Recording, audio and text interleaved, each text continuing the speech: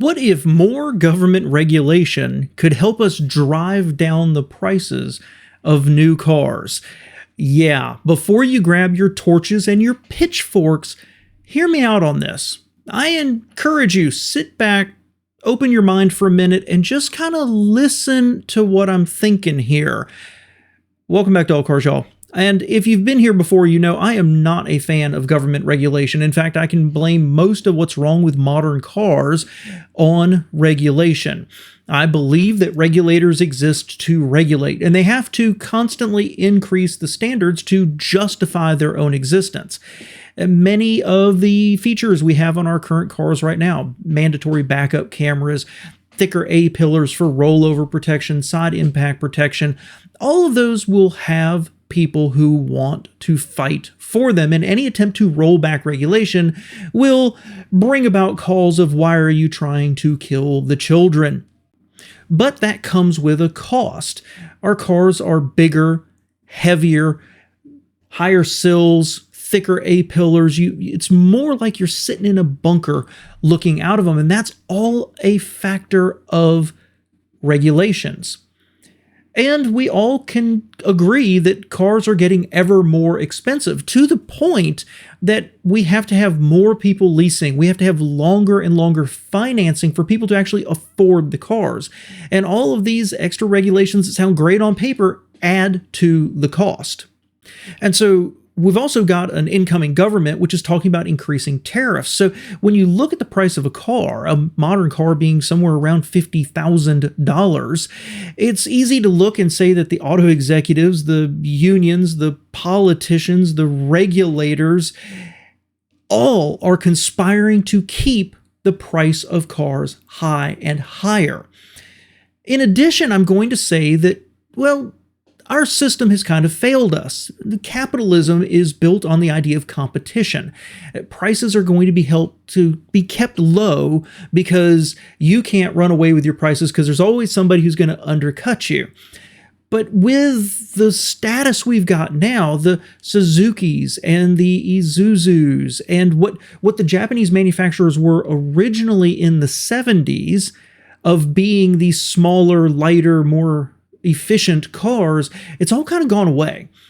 When you've got the big players of Honda, Nissan, Toyota, Ford, and Chevy all kind of right there producing largely the same stuff for all largely the same price, yes, there's downward pressure on pricing, but it feels like the whole ocean is going up at the same time. Where's that cheaper section? Well, with the new tariffs, that's going to help prevent other manufacturers from China or otherwise coming in and putting downward pressure and offering cheaper alternatives to consumers. So why am I talking about more regulation? Well, maybe I'm not, but it is worth thinking about because I'm doing a video right now. I'm currently editing it. It'll probably be out in a week or two about the history of automotive headlights. And it's really, really fascinating because between 1940 and 1957, this was your choice. This is a 7-inch sealed beam headlight. Now, obviously, this is a modern one. This is not the old incandescents. This is a halogen one, as I recall. And it was simple. It was a cradle on the car. You put it in, you plugged it in, lock it in place, and you're good to go. And between 1940 and 57, it wasn't like this was a good idea. This was mandatory. All cars had these, and all cars had 2 of them. And they finally loosened the regulation, and they allowed 4 smaller 5 3/4-inch sealed beam headlights. And then later, we got the famous ones, the rectangular ones you saw come around in the 70s. And this went on until 1983.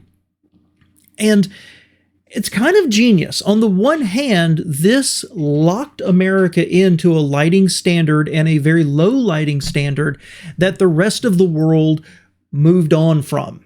And we pretty consistently in our federal regulations for lighting are somewhere around 15 years behind the rest of the world, sometimes much more.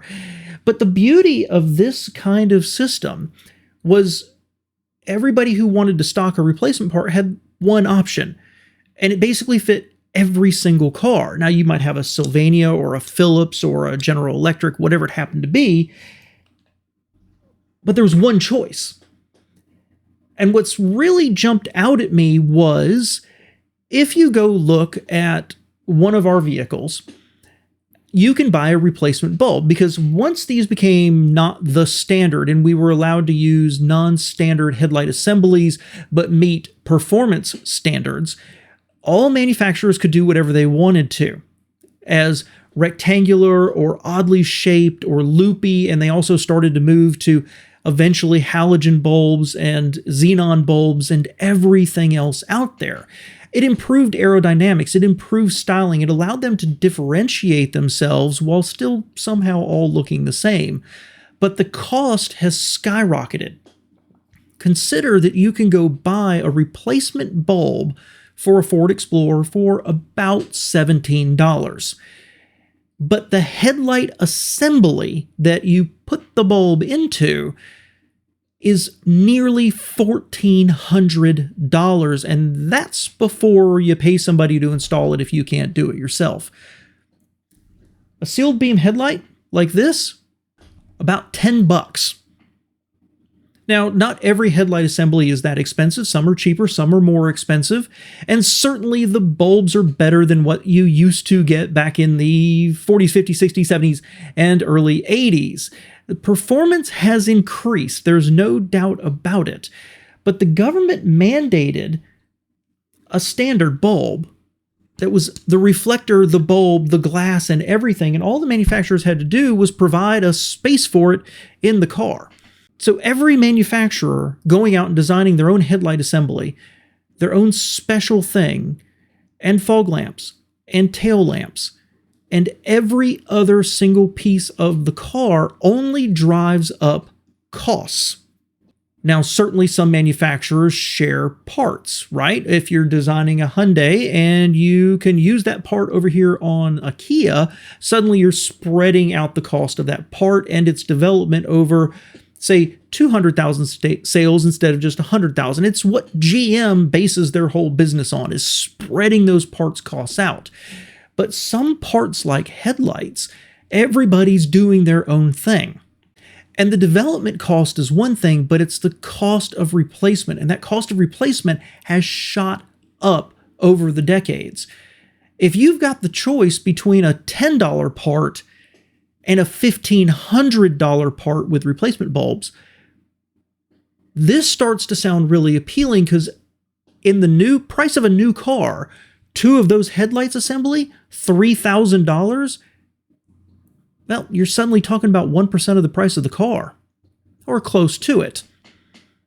Now carry that out through multiple parts, and you are seriously talking about 5%, maybe 10% of the price of a car being unique pieces that are just more expensive on the consumer to replace.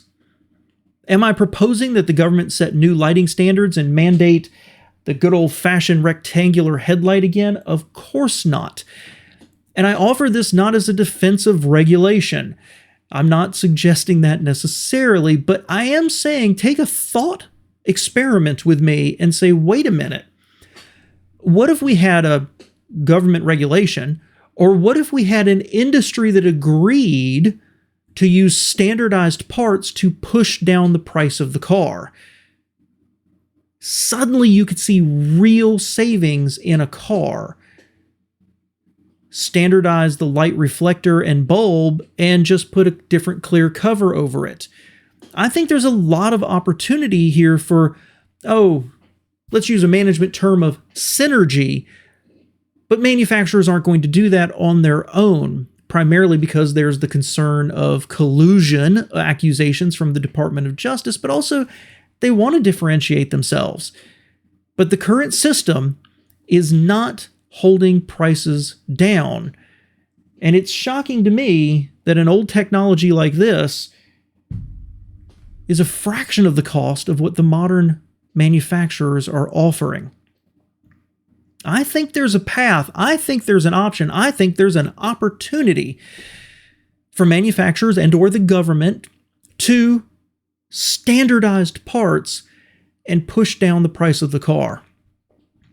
I'm against regulation, I'm against collusion, but if you came to me and said, hey, we could pass a few basic things and save 5 to 10% on the price of a car, I think most buyers would be down for that.